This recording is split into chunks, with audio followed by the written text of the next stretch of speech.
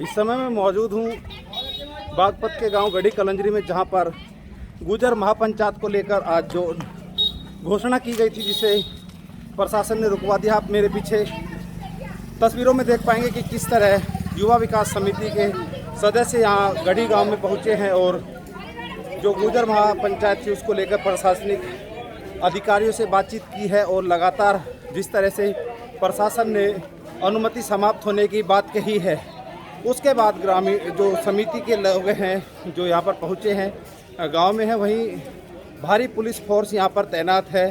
Police कर्मचारियों ने साफ तौर पर कहा है कि जो अनुमति थी वो रद्द कर दी गई है।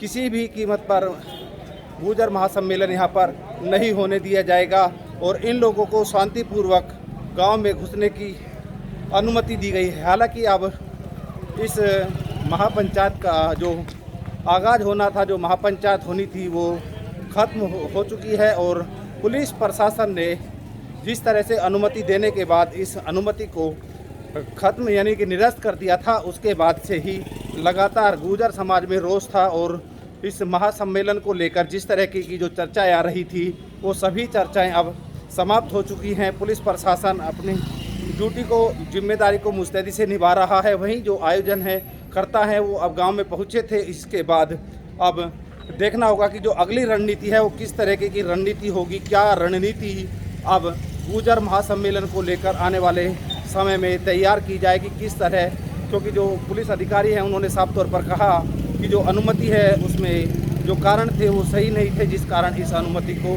निरस्त किया गया है। वहीं अब इस समिति के जो सदस्य हैं उनसे कहा गया है कि आप दोबारा अनुमति ले सकते हैं। यदि प्रशासन अनुमति देगा तो पुलिस को इस कार्यक्रम से कोई ऐतराज़ नहीं होगा। लेकिन जिस तरह से जो अनुमति दी गई थी और उसके बाद इस अनुमति को निरस्त कर दिया गया था, उसको लेकर भी तरह तरह के सवाल अब उठाए जा रहे हैं कि आखिर प्रशासन ने पहले जो अनुमति दी थी उस अनुमति को किस लिए निरस्त किया है। तो देखना होगा कि आने वाले समय में गुर्जर महासम्मेलन की जो दशा और दिशा है वो किस तरफ जाएगी। जय वीर मावी, गाजियाबाद।